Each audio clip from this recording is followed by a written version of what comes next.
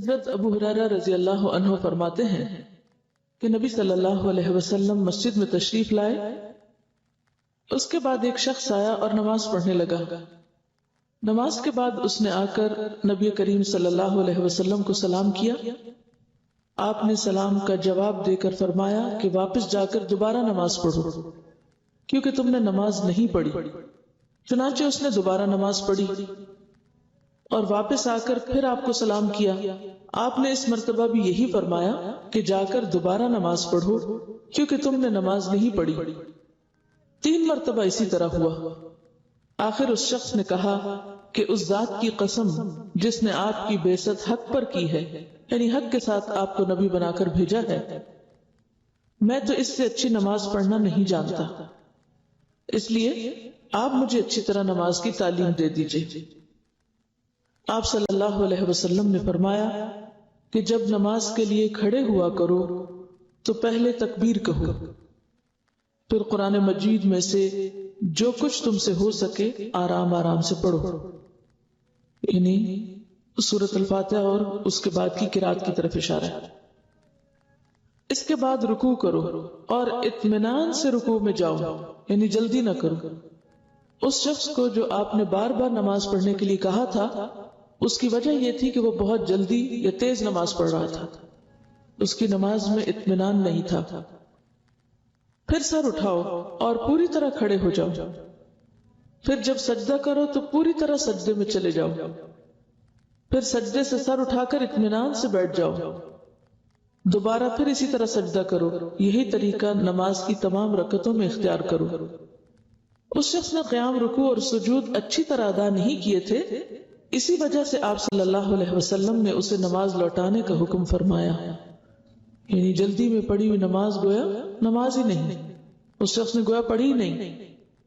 اچھی نماز یعنی فرض، سنت، نفل جس طرح آپ نے سکھائی پڑھی جائے تو فی رکعت کم از کم 3 منٹ لگتے ہیں، اور فجر کی نماز میں کم از کم 5 منٹ فی رکعت، کیونکہ فجر کی نماز میں زیادہ تر لمبی صورتیں پڑھنا آپ صلی اللہ علیہ وسلم کی عادت مبارکہ تھی۔ آپ صلی اللہ علیہ وسلم اس سے کہیں زیادہ وقت بھی فی رکعت لیتے تھے، یعنی یہ منیمم ہے۔ قرآن اور دعاؤں کا ہر لفظ پورا معروف طریقے سے عربی لہجے میں ادا کیجیے۔ بہتر ہوگا کہ ایک نماز بآواز بلند پڑھ کر کسی دوسرے کو سنا دیجیے، اس لیے کہ انسان اپنی غلطی خود نہیں پکڑ پاتا، انسان کو خود نہیں پتا چلتا کہ وہ کہاں غلط ہے۔ ہر نماز یہ سمجھ کر پڑھیے کہ یہ آپ کی آخری نماز ہے، یعنی ہر نماز کو بہترین بنانے کی فکر ہو، کیونکہ کوئی نہ کوئی نماز تو آخری ہونی ہی ہے، تو بہتر ہے کہ ہر نماز اسی طرح پڑھی جائے تاکہ آخری بھی اچھی سی پڑھی جا سکے۔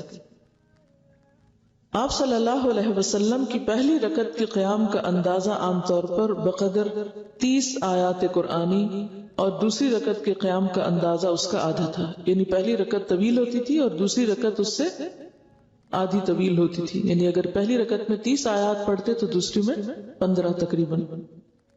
آپ صلی اللہ علیہ وسلم سے فجر اور مغرب کی نماز میں سورہ طور کا پڑھنا بھی ثابت ہے، فجر اور مغرب کی۔ اس سے پتہ چلتا ہے کہ مغرب کی نماز بھی بہت جلدی نہیں پڑھنی چاہیے، نہیں بعض اوقات آپ نے وہ قرات جو فجر میں کی اور فجر کی قرات طویل ہوتی ہے تو وہی مغرب میں کی، تو اس سے پتہ چلتا ہے کہ مغرب کی نماز بھی وقت لے کر پڑھنی چاہیے۔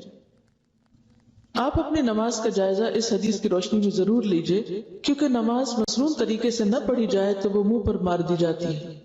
مسنون نماز پڑھنے کی تفصیل کے لیے ہماری کتاب 1000 منتخب احادیث ماخوذ از بخاری شریف نماز کا بیان پڑھیے۔ یہ انہوں نے بخاری کا ترجمہ لے کے اس میں سے ریپیٹیشن نکال کر ایک کتاب اردو میں چھاپی ہے، اچھی مفید کتاب ہے، کوئک ریفرنس کے لیے سب کے لیے وہ اچھی ہے انشاءاللہ۔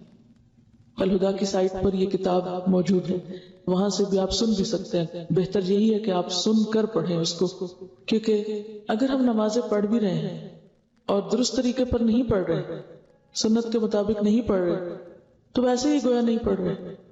اور نماز تو وہ چیز ہے جس کا سب سے پہلے حساب ہوگا قیامت کے دن، اور جب تک کوئی نماز کے پرچے میں پاس نہیں ہوتا وہ آگے نہیں جا سکے گا۔ یعنی یہ ہوم ورک صرف یہاں کا نہیں ہے، یہ تو آخرت کا بھی ہے، جس کے لیے سب کو تیاری کرنی چاہیے۔